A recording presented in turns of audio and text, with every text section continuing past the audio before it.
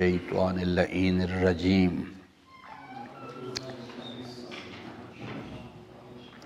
بسم اللہ الرحمن الرحیم الحمد للہ رب العالمین الرحمن الرحیم مالک یوم الدین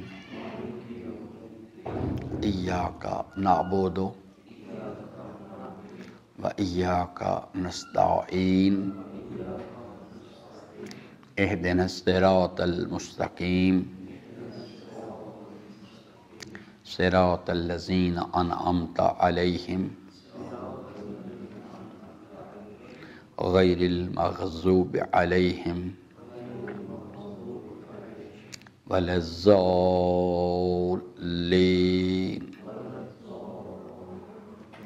صدق اللہ مولانا العظیم وصدق رسولہ الکریم وصلی اللہ علی سیدنا ونبینا محمد وآلہ الطاہرین ربی اشرح لی صدری ویسر لی امری واحلل عقدۃ من لسانی یفقہوا قولی۔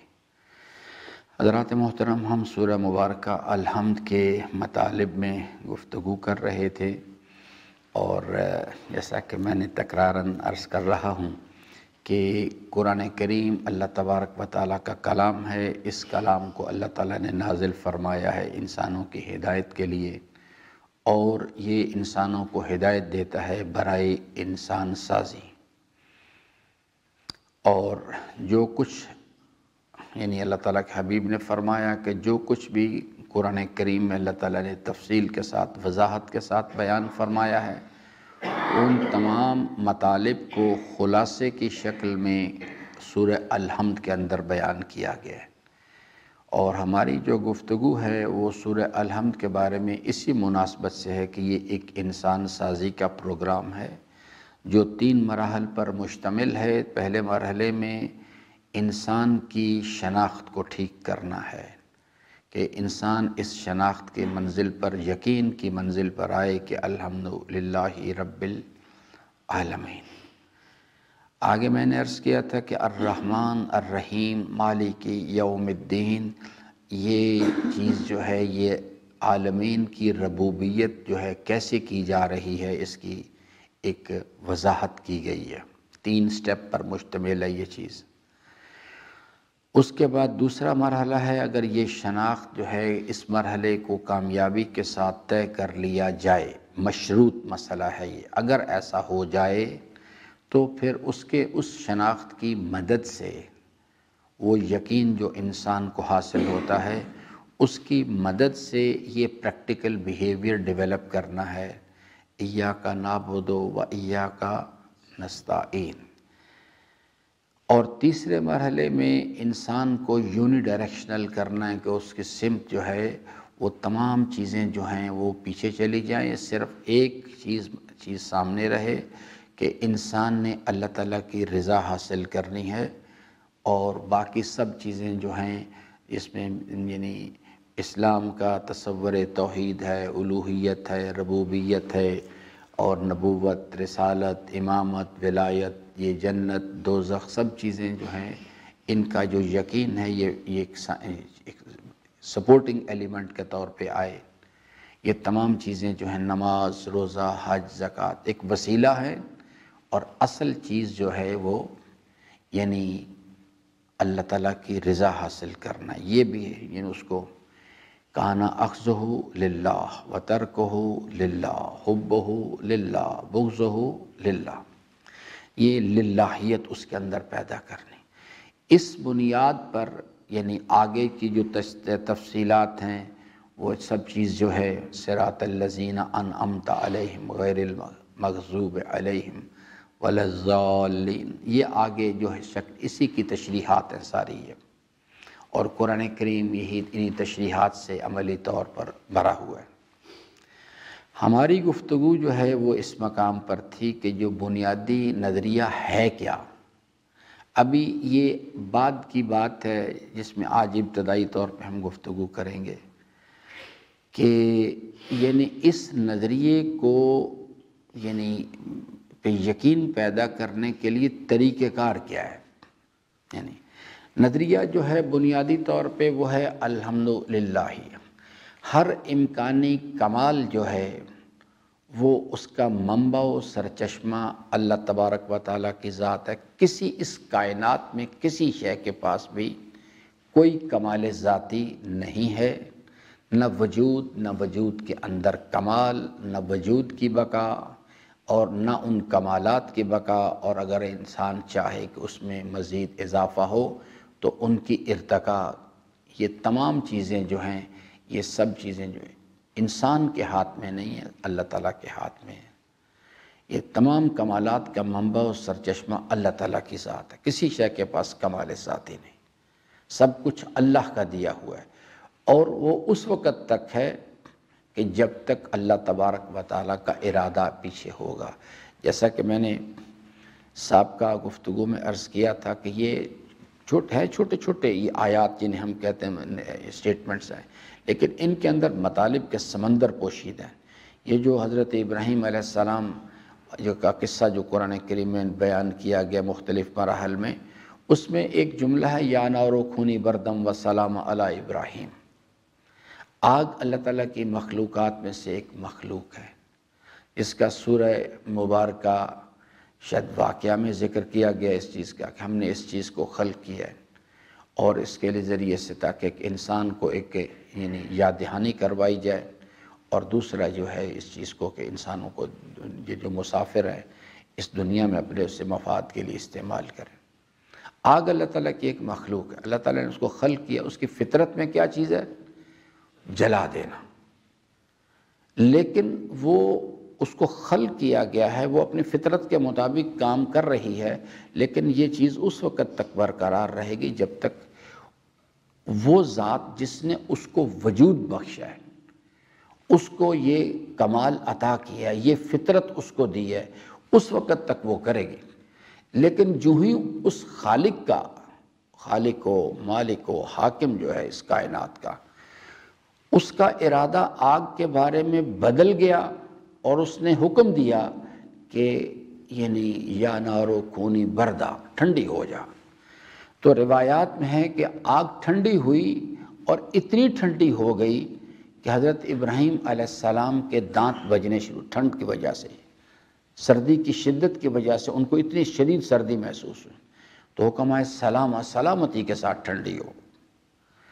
تو وہی آگ جو ہے جو کہ پہلے جلا رہی تھی، اب وہ چیز جو ہے وہ دوبارہ اسی نے پیچھے اس خالق کا حکم آیا، جو مالک ہے حاکم ہے، اس کا حکم آیا پیچھے سے، تو اسی آگ نے بجائے حرارت کو جنریٹ کرنے کے اس نے ٹھنڈ پیدا کرنی شروع کر دی۔ کائنات کی یہ اصل میں ایک مثال ہے چھوٹی سی، کائنات کی ہر چیز اسی طرح سے، یہ اللہ تمام اشیاء جو ہیں ان کو اللہ تعالیٰ نے وجود بخشا ہے، ان کو کمال عطا کیا ہے، تو وجود اور اس کی بقا، کمال اور اس کی بقا ہر لمحہ کے لیے مخلوق اللہ کی طرف محتاج ہے، اور اس کے اندر ارتقاء، کل رب زدنی علما، میں چاہتا ہوں میرے کمال میں اضافہ ہو، مخلوق مجبور ہے ادھر جائے، کیونکہ کسی شے کے پاس کوئی خزانہ، کسی شے کا کوئی کمال نہیں ہے، وہ اگر کمال چاہتا ہے تو ادھر سے جا کے رابطہ کرنا پڑے گا، وہاں سے رجوع کرنا پڑے گا، وہاں سے حاصل کرنا پڑے گا۔ تو بنیادی نظریہ جو ہے وہ یہ ہے، ہم نے اس نظریے پر آگاہی نہیں، کیونکہ آگاہی جو ہے، معلومات جو ہیں وہ عملی زندگی کے اندر انسان کے ارادے کو حرکت نہیں دیتے، انسان کے ارادے کو حرکت دینے والی چیز جو ہے وہ مفاد کا یقین یا نقصان کا یقین ہے۔ یہ یقین جو ہے یہ ارادے کو حرکت دیتا ہے۔ یہاں سے انبیاء علیہ السلام کا کام درمیان میں آ جاتا ہے، انبیاء ہیں، ان کی اوصیاء کرام ہیں، علماء ربانیون ہیں، ان کا کام شروع ہو جاتا ہے۔ وہ آ کے یہاں تک جو چیز ہے یہ اللہ کا قائم کردہ نظام ہے، انسان ان الانسان خلق ہلوعا، وہ مفاد حاصل کرنا چاہتا ہے اور نقصان سے بچنا چاہتا ہے، یہ اس کی فطرت میں ان بلڈ ہے۔ یہ جو یقین ہے الحمدللہ، یہ یقین جو ہے اس کا یعنی اس لیے کہ انسان کو باور کرایا جائے کہ کسی شے کے پاس کمال ذاتی نہیں، کوئی بذات ہی نہ کسی کو فائدہ پہنچا سکتا ہے نہ نقصان پہنچا سکتا ہے۔ تاکہ اب یہ جو یقین حاصل کرنا ہے، یہ یقین آئے گا جو انسان کو انبیاء کو اسے سمجھاتے ہیں کہ بھائی دنیا اصل نہیں ہے، دنیا کا مفاد اصل نہیں ہے، دنیا بہت اچھی جگہ ہے اگر انسان اس کو ایک وسیلے کے طور پہ اختیار کرے، جوانی کو، مال کو، شہرت کو، بیوی کو، بچوں کو، اللہ کی دی ہوئی نعمتوں کو اگر اللہ کے بتائے ہوئے طریق پر استعمال کرے تو وہ کہتے ہیں کہ یہ چیز جو ہے الدنیا مزرعۃ الآخرہ، ایک دن آئے گا، یہ ہمیشہ رہنے کی جگہ نہیں، ہم نے آخرت کی طرف چلے جانا ہے اور وہاں پہ جا کے ہمیشہ کی زندگی ہے، اور آخرت کا مفاد ہی اصل بھی ہے اور اس میں دوام بھی ہے، دائمی ہے وہ۔ اسی طرح سے اگر ہم نے دنیا کے اندر یہ گم ہو گئے اور یہاں پہ آ کے ہم نے اپنی اصلاح نہ کی، اپنے طرز عمل کی اصلاح نہ کی، تو پھر اس کے نتیجے میں جو فارمولہ بتایا گیا والا ان کفرتم ان عذابی لشدید، آخرت میں جا کے پھنس گئے اگر جا کے تو پھر وہ جو عذاب ہے، وہ جو نقصان ہے، وہ ہے بھی اصل اور دائمی بھی ہے۔ بس یہاں سے دو راستے کھل جاتے ہیں عملی زندگی کے دنیا کے اندر، ان ہدینہ السبیل اما شاکرا و اما کفورا۔ تو اب جو چیز ہے وہ یہ ہے کہ یہ جو نظریہ ہے کہ الحمدللہ، اس نظریے کا یقین جو ہے اس کو کیسے پیدا کیا جائے؟ اللہ تبارک و تعالیٰ نے اس پر کیا دلیل قائم کی ہے کہ میں عالمین کا رب ہوں۔ کہتے یہ عالمین کی کتاب آپ کے سامنے ہے، دن رات، چاند سورج ستارے، یہ کائنات جو ہے یہ آپ کے سامنے، اس کے لیے کسی جگہ جانے کی ضرورت نہیں۔ آپ اس عالمین کی کتاب میں غور و فکر کریں، اور جو چیز ہے کس راستے سے غور و فکر کریں؟ ربوبیت کے راستے سے۔ جو ایک پرابلم درمیان میں یہ بھی آتا ہے، نان ایشوز، انسان وہ معاملات جو ہیں جو رہنمائی کی گئی ہے کہ اس طرف عقل کو استعمال کریں اور ایسے استعمال کریں، انسان اس کو چھوڑ دیتا ہے اور ان ایشوز کے اندر چلا جاتا ہے جس چیز کے بارے میں حضرت علی علیہ السلام 40 جگہ ہو سکتے ہیں کہ نہیں ہو سکتے، بس بحث کریں اس مسئلے پہ، سوچیں۔ حالانکہ اللہ تبارک و تعالیٰ نے کسی کو نہیں کہا کہ بھئی آپ یہ فیصلہ کر کے آئیں کہ حضرت علی علیہ السلام 40 جگہ ہو سکتے ہیں کہ نہیں ہو سکتے۔ آپ ان امور کے لیے کیا کہا گیا؟ علماء نے، انبیاء نے کیا کہا ہے؟ کہتے ہیں کہ ان امور کو اللہ پہ چھوڑ دو، کہ جہاں تک تمہیں جو کام کہا گیا وہ کرو، جو چیز تم سے تقاضا کیا گیا وہ کرو۔ یہ چیز جو ہیں کہ امر واللہ اعلم بالصواب، جو اصل اللہ تعالیٰ بہتر جانتا ہے، جو اصل حقیقت ہو، ٹھیک ہے، اللہ تبارک و تعالیٰ اگر اب یعنی اس نے اپنی مخلوق کو یہ صلاحیت دی ہے، وہ ماشاءاللہ اچھی بات ہے، 40 کیا 400 جگہ پہ ہوں۔ اور ایک کروڈ فارم میں میں نے مثال بھی کئی مرتبہ دی ہے کہ جو امکان کا مسئلہ ہے، امکان کے مسئلے میں تو ہمارے سامنے جو ہے ابھی سورج نکلے گا، سورج نکلے گا تو سورج اللہ کی مخلوق ہے نا، ایک چیز ہے، ہماری خدمت گزاری کے لیے لگا ہوا ہے۔ یعنی یہ جو پورا آدھا یعنی کرۂ ارض ہے، اس پہ پاکستان والے بھی دیکھیں کہیں گے جی یہ ہمارے سامنے ہے، ہندوستان والے بھی کہیں گے ہمارے سامنے ہے، جاپان والے بھی کہیں گے جی ہاں ہمارے سامنے ہے۔ تو ایک ہی وقت میں لاکھوں کروڑوں یعنی کیفیات ہیں، اس میں لوگ اس کو کہ جی ہمارے سامنے۔ اس کا مطلب ہے کہ یعنی الہی نظام کے اندر ہی چیز تو ممکن تو ہے، اس چیز کو کہ ہم یہ کہیں۔ اب یہ علیحدہ مسئلہ ہے کہ ہم یہ کہیں کہ جی ہمارے علم کی رسائی وہاں تک نہیں، کہ ہمیں نہیں سمجھ آ رہی، ہمارا علم نہیں ہے۔ لیکن جہاں تک امکان کا مسئلہ وہ تو میں نے آپ کو بتا دیا ہے کہ یہ دیکھیں سورج کو دیکھ لیں، ایک ہی وقت میں لاکھوں کروڑوں اربوں انسان جو ہیں ان کے سامنے ہیں، اور وہ کہتے ہیں ہاں، وہ بھی کہتے ہیں کہ ہمارے سامنے ہیں، وہ بھی کہتے ہیں ہمارے سامنے ہیں۔ تو اب اللہ تعالیٰ نے ہمیں یہ تقاضا نہیں کیا کہ ہم وہ پورا کیمسٹری اس کی سمجھ کے آئیں یا اس کی فزکس کو سمجھیں اچھی طرح سے کہ جناب یہ ثابت، ہاں یہ ہم کہہ سکتے ہیں کہ ہمارا علم نہیں ہے، اس ہمارے علم کی رسائی نہیں ہے اس کائنات کے لیے۔ تو وہ جو بحثیں انسان نان ایشوز کے اندر چلا جاتا ہے۔ اصل جو چیز ہے وہ یہ ہے کہ عالمین کی کتاب ہے، ربوبیت کے راستے سے غور کرنا ہے، عقل سے کام لینا ہے۔ دوسرا پرابلم جو پیدا ہوتا ہے وہ یہ ہے کہ ہم یعنی اس شے کے وجود سے انکار کر دیتے ہیں جو ہمارے حواس میں نہیں آتے، کہ اللہ تبارک و تعالی جو ہے یعنی ہم اس شے کے وجود کے قائل ہوتے ہیں، اس شے کے علم و قدرت کے قائل ہوتے ہیں جس کو ہم اپنے حواس کے ذریعے سے محسوس کرتے ہیں۔ حالانکہ یعنی کائنات کے اندر جو اکثر حقائق ہیں وہ انسان کہاں سے لمس کرتا ہے؟ عقل سے، اپنی قوت دراکہ جو ہے، یعنی کسی شے کو درک کرنے کی جو صلاحیت اللہ تعالیٰ نے دی ہے وہ کیا چیز ہے؟ نور عقل ہے۔ اب آئیے کہ اب ہماری عقل کیسے کام کرتی ہے، یہ آج کا موضوع ہے۔ ہماری عقل کام کیسے کرتی ہے؟ ہماری عقل کام اس طرح سے کرتی ہے کہ وہ آثار کو دیکھتی ہے اور مؤثر کی طرف کے بارے میں رائے قائم کرتی ہے۔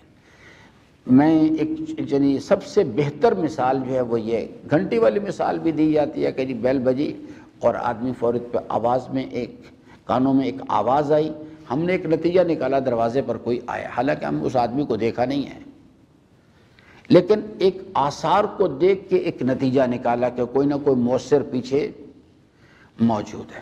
سب سے بہترین مثال جو ہے وہ خود انسان ہے۔ یہ میں کہاں ہے؟ آج تک انسان اس کا فیصلہ نہیں کر سکا۔ کہتے نہیں کہ میں سے کیا مراد ہے، جب کہتے ہیں یہ میں نے کیا، یہ میں نے کھانا کھایا، کیا وہ میں کہاں ہے؟ کوئی آپ میں سے بتا سکتا ہے؟ میں آپ کو بتاؤں، ہمارے باپ آدم کے زمانے سے لوگ کوشش کر رہے ہیں، آج تک تو نہیں پتہ لگ سکا۔ ہم آثار کو دیکھتے ہیں، یعنی اس وجود کے اندر حرکت کو دیکھتے ہیں، تو ہم کہتے ہیں کہ جناب کیا میں یہ ہے؟ کہتے ہیں یہ نہیں، یہ میں نہیں، یہ میرا ہاتھ ہے، یہ میرا بازو ہے، یہ میرا سر ہے، یہ میری آنکھ ہے، پھر میں کہیں؟ کہتے ہیں ہے بس، لیکن کہاں ہے یہ ہم اس کو نہیں سمجھ سکتے، نہیں سمجھ پا رہے اس چیز کو۔ انسان کوشش کر رہا ہے، بڑے بڑے لوگ ہیں جنہوں نے اس مسئلے پہ غور و فکر کیا۔ تو پھر کہتے کہاں سے آپ کو پتہ لگا کہ میں ہوں؟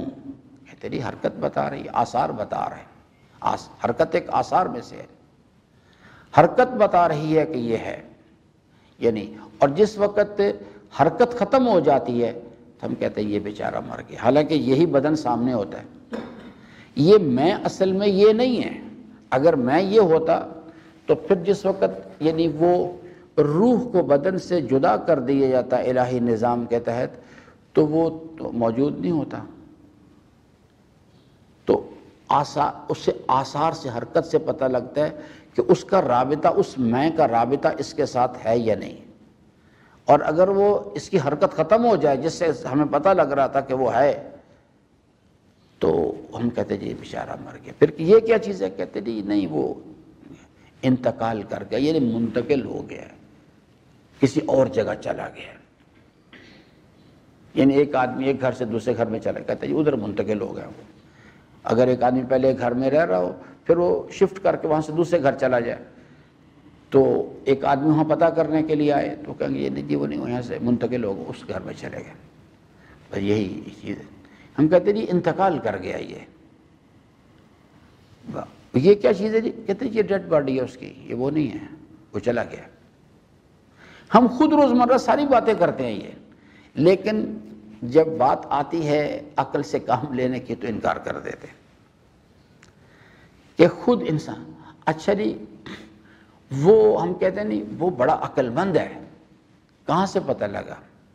عقل مندی کا کوئی اس قسم کی کوئی چیز ہے کہ جناب آپ میرے پاس تشریف لائیں اور میں آپ سے پوچھ دی آپ عقل مند ہیں؟ میں جیب سے ایک شناختی کارڈ نکال یہ دیکھے لیے پاک حکومت پاکستان نے لکھ کے دی ہے میں عقل مند ہوں، کہیں گے تمہارا دماغ خراب ہے، پاگل ہو؟ کہاں سے پتہ لگتا ہے فلاں آدمی عقل مند ہے؟ حرکتوں سے، آثار سے پتہ لگتا ہے، آثار کو دیکھ کے پتہ لگتا ہے کہ یہ آدمی عقل مند ہے۔ اور نہ ہی بیوقوفوں کے سر پہ کوئی سینگ ہوتے ہیں کہ اس سے دیکھ کے پہچان اچھا جناب اس کے سر پہ سینگ نکلا ہوا ہے اس کا مطلب یہ بیوقوف ہے، وہ بھی آثار سے ہی پتہ لگتا ہے، حرکتوں سے پتہ لگتا ہے کہ یہ آدمی عقل مند ہے، یہ آدمی بیوقوف ہے اس چیز کے لیے، ٹھیک ہے نا؟ ایک آدمی طاقتور ہے، کہاں سے پتہ لگتا ہے؟ ہو سکتا ہے اتنا باڈی لیکن 5 کلو کا وزن نہ اٹھا سکے بیماری کی وجہ سے، اب ظاہری اندازہ ہو رہا ہے، لیکن جب عمل کے میدان میں اتر کے آثار سامنے آئیں گے پتہ لگے گا یہ کمزور ہے اور یہ طاقتور ہے۔ آثار سے عقل بتاتی ہے، جو انسان کو اللہ تعالیٰ نے یعنی صلاحیت دی ہے وہ ہے قوت دراکہ، اس کو کہتے ہیں عقل۔ عقل کے ذریعے سے یہ چیز جو ہے یہ سامنے آتی ہے۔ اب آئیے ہم اس دلیل کی طرف آ جاتے ہیں، یہاں تک بات سمجھ آ گئی آپ لوگوں کو؟ یہ روزمرہ کی باتیں، یہ تو کوئی فلسفہ تو ہے نہیں جسے ہم کہیں کہ جناب بڑی پیچیدہ باتیں ہیں یہ سمجھ ہی نہیں آ رہی، روزمرہ انسان کر رہا ہے۔ جیسے میں ایک اور مثال 1-2 آپ کو دیتا ہوں۔ ایک دہریہ جو ہے اس کی یعنی ہمارے عالم دین گزرے یہ مجھے ذہن میں ان کا نام نہیں آ رہا اس وقت، بھی ذہن میں آتا بتا علامہ ہلی سے ان کی بحث شروع ہو گئی۔ وہ کہتے تھے جی یہ سب آپ ایسے ہی کہانیاں بنا رکھی ہیں آپ نے۔ انہوں نے کہا کہ نہیں بھائی نہیں، ایسی چیز نہیں ہے۔ پھر ایک دن مناظرہ طے ہو گیا، اچھا جی مناظرہ کر لیتے، آپ اپنی دلیل دیں ہم اپنی دلیل دیتے ہیں۔ ایک وقت بھی طے ہو گیا، جگہ بھی طے ہو گئی، چلو جی فلاں وقت فلاں جگہ پہ ملیں گے اور مناظرہ کریں گے، آپس میں اپنی اپنی دلیلیں پیش کریں گے۔ علامہ ہلی جان بوجھ کے لیٹ آئے، وہ آدمی ٹائم پہ آ گیا، اس نے آ کے جناب وہاں پہ شور مچا دیا، اس نے کہا دیکھو یہ تمہارا عالم کس قسم کا آدمی ہے، یہ وعدہ کر کے نہیں آیا ٹائم پہ۔ اب تھوڑی دیر کے بعد علامہ بھی ہانپتے کانپتے آ گئے، تو اس نے شور مچا دیا، اس نے کہا بھئی معذرت خواہ ہوں، آپ میری معذرت قبول کریں، ہم ابھی مناظرہ کر لیتے ہیں۔ تو میں اصل میں آ رہا تھا تو راستے میں یہ جو نہر ہے تو میں یہ نہر کے کنارے پہنچا تو وہاں کوئی کشتی تو تھی نہیں، تو میں انتظار میں کھڑا ہو گیا، اس واسطے لیٹ ہو گیا۔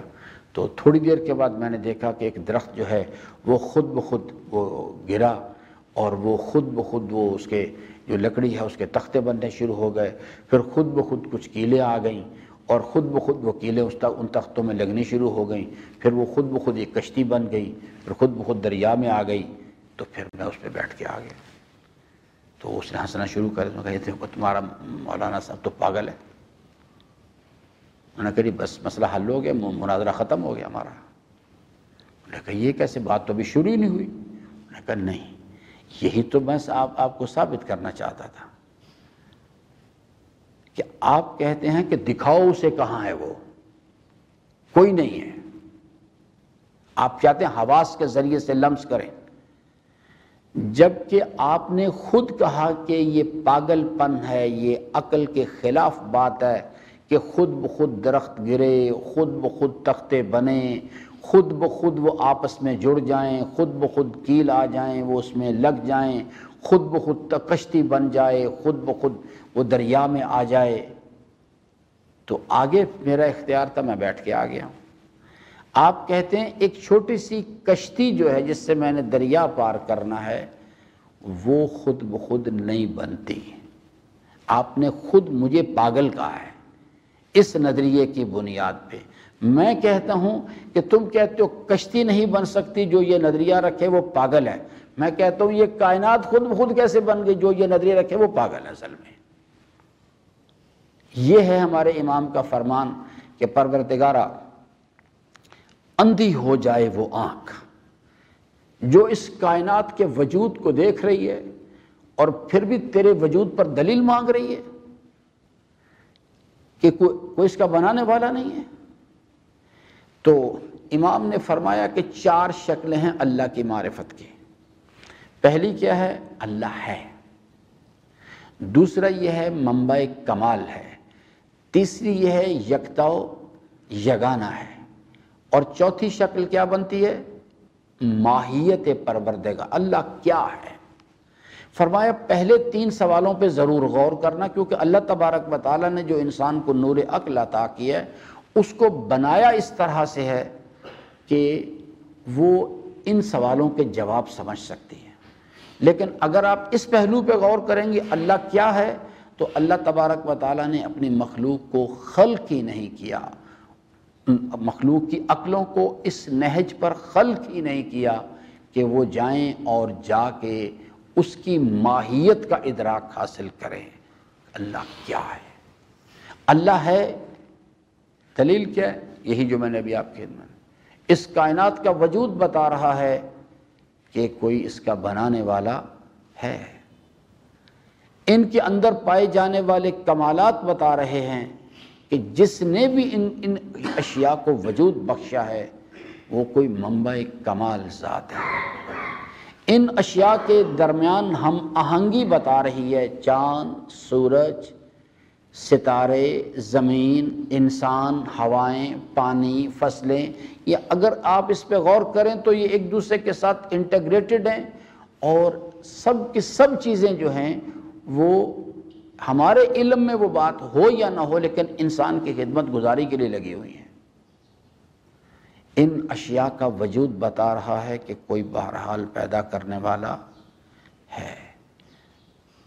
ان کے اندر پائے جانے والے کمالات بتا رہے ہیں کہ جس نے بھی ان اشیاء کو وجود بخشا ہے وہ کوئی منبع کمال ذات ہے، اس کا علم اور قدرت اس کے اوپر محیط ہے، اور ان کے درمیان باہمی ہم آہنگی بتا رہی ہے کہ کوئی بنانے والا، ماسٹر مائنڈ کوئی ایک ہے پیچھے۔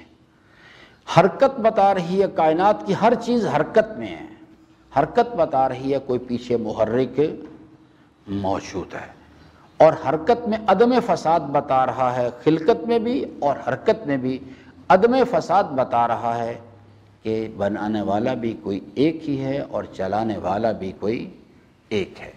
یہ امام نے فرمایا ماہیت پروردگار پہ غور نہ کرو کبھی بھی، اس لیے کہ انسان کے پاس کسی بھی شے کو سمجھنے والی جو صلاحیت ہے اس کو عقل کہتے ہیں، اور اللہ تبارک و تعالی نے اپنی مخلوق کی عقلوں کو اس نہج پر خلق ہی نہیں کیا کہ وہ آئیں اور آ کے غور و فکر کریں اور اس چیز حقیقت تک رسائی حاصل کریں کہ اللہ کی ذات جو ہے وہ۔ حضرت سے پوچھا گیا کہ کیا ہم اللہ تبارک و تعالیٰ کے لیے یعنی شے اس کو کسی شے سے تعبیر کر سکتے؟ اللہ بھی کوئی شے ہے؟ تو امام علیہ السلام نے فرمایا لیکن ہاں ایسا ہی ہے، کہہ سکتے ہیں، لیکن ایک شرط کے ساتھ، اور وہ شرط کیا ہے؟ لیسا کمثلہ شیء، اس کی مثل کوئی نہیں ہو سکتا، اس کے لیے کوئی مثال بیان نہیں کی جا سکتی۔ لیسا، ہاں اس کے آثار سے پتہ لگ رہا ہے، عقل کہتی ہے ہاں کوئی ہے اس چیز کو۔ امیر المومنین نے فرمایا کہ اگر تمام کائنات کے عقلاء اکٹھے ہو جائیں جن کو اللہ تعالیٰ نے نور عقل عطا کیا، تمام مخلوقات میں سے اکٹھے ہو جائیں اور غور و فکر کرنا شروع کر دیں اس چیز پر کہ اللہ کیا ہے، ماہیت کو سمجھیں، حضرت فرماتے ہو جس نتیجے پر بھی پہنچیں گے اللہ تبارک و تعالیٰ اس کا غیر ہے، وہ اس کی ماہیت کو درک نہیں کر سکتے۔ تو انشاءاللہ آج کے لیے اتنا کافی ہے، کل پھر اس پہ ہم غور کہ عالمین کی کتاب سامنے رکھی گئی ہے، اس کے لیے نہ پی ایچ ڈی کرنے کی ضرورت ہے، نہ مدرسے میں جانے کی ضرورت ہے، نہ کسی اور جگہ جانے کی ضرورت ہے۔ عالمین کی کتاب افریقہ میں رہتا ہے وہاں سامنے ہے، ایک آدمی جنگلات میں زندگی بسر کرتا ہے یا کوہ ہمالیہ کے چوٹیوں پہ رہتا ہے وہاں کائنات کی کتاب اس کے سامنے ہے، اور اس کائنات کے کتاب میں ربوبیت کے راستے سے غور و فکر کرنا ہے. ٹھیک ہے جی، کل انشاءاللہ اس پر مزید بات کریں گے، اور قرآن کریم نے جو اللہ تبارک و تعالیٰ نے جو مثالیں بیان فرمائی ہیں ان کا ذکر کریں گے. اللہ تعالیٰ سے امیدوار ہوں کہ اللہ تبارک و تعالیٰ ہم سب کو قرآن کریم کو پڑھنے، سمجھنے اور اس کے فرامین پر عمل پیرا ہونے کی توفیق عطا فرمائے. درود پڑھ لیجیے محمد و آل محمد علیہ